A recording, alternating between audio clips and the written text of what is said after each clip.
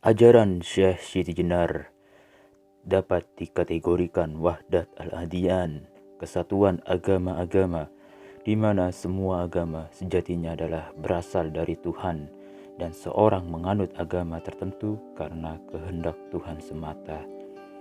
Syekh Siti Jenar berkata, engkau tidak bisa menilai suatu ajaran sebagai suatu ajaran yang najis atau suci, sebab semua itu berasal dari Allah, semuanya milik Allah.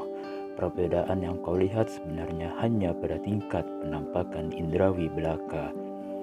Namun hakikatnya adalah sama, yaitu hanya menuju kepada Allah, baik yang gelap maupun yang terang, semuanya menuju kepadanya.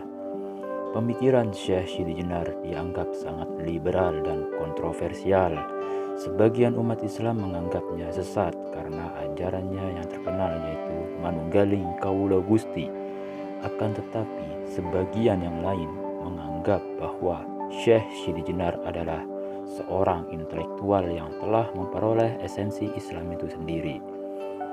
Siti Jenar mengembangkan ajaran cara hidup sufi yang dinilai bertentangan dengan ajaran para wali songo. Nah, pertentangan inilah dalam praktik sufi Syekh Siti Jenar dengan wali songo terletak pada penekanan aspek formal ketentuan syariat yang telah dilakukan oleh para wali songo. Ajaran Syekh Siti Jenar yang paling kontroversial terkait dengan konsepnya hidup dan mati, Tuhan dan kebebasan serta tempat berlakunya syariat tersebut. Syekh Siti Jenar memandang bahwa kehidupan manusia di dunia ini disebut sebagai kematian. Namun sebaliknya, apa yang disebut sebagai umum dari kematian itu justru disebut sebagai awal dari kehidupan yang hakiki dan abadi olehnya. Syekh Siti Jenar juga mengajarkan agar seseorang dapat lebih mengutamakan prinsip ikhlas dalam menjalankan ibadah. Orang yang beribadah dengan mengharapkan surga ataupun pahala berarti ia belum bisa disebut ikhlas dalam beribadah. Syekh Siti Jenar memandang bahwa pengetahuan tentang kebenaran ketuhanan diperoleh manusia bersama dengan penyadaran diri manusia itu sendiri, karena proses timbulnya suatu pengetahuan itu bersamaan dengan proses munculnya kesadaran terhadap subjek terhadap objek, proses intuitif.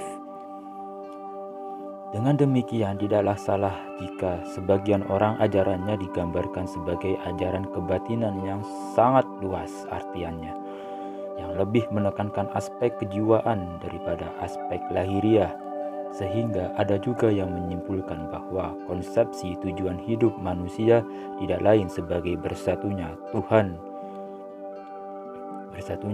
manusia dengan Tuhan, atau Manunggaling Kawula Gusti. Dikatakan bahwa dalam tataran kualitas, Manunggaling Kawula Gusti memiliki tataran kualitas yang tertinggi yang dapat dicapai manusia dalam meningkatkan kualitas dirinya.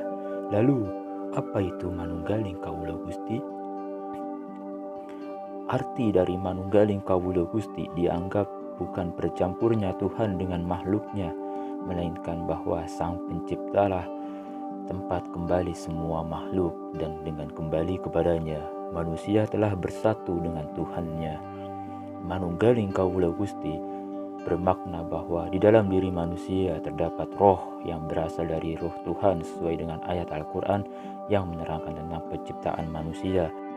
Di dalam surat Shad ayat 71 hingga 72 yang berbunyi sebagai berikut. A'udzu billahi minas syaitonir rajim. Bismillahirrahmanirrahim. Wa idh qala rabbuka lil malaikati inni khaliqum basaran min tin. Fa idza sawaituhu fa nafakhtu fihi min ruhi faqa'u lahu sajidin.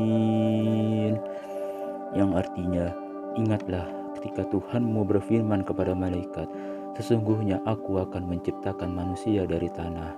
Maka apabila telah kusempurnakan kejadiannya dan kutiupkan padanya ruh ciptaanku, maka hendaklah kamu tersungkur dengan bersujud kepadanya.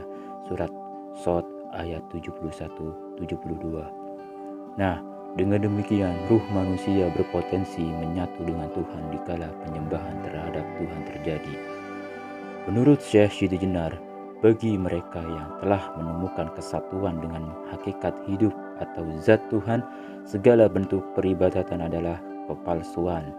Karena Tuhan bebas dari hukum kealaman, maka manusia telah menyatu dengan zat Tuhan akan mencapai keabadian yang tidak mengalami kerusakan. Konsep manunggaling kawula Gusti sebagai berikut. Mungguh pamoreng kawula lan Gusti iku kaya dene paesan karo sing ngila. Wayangan kang ana sajroning pangila yaiku jenenge kawula.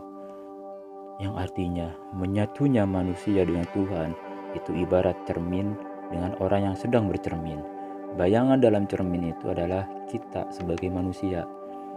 Nah, paham sebagian ahli sepuh dan ahli makrifat meyakini bahwa Tuhan itu sangat dekat dengan manusia.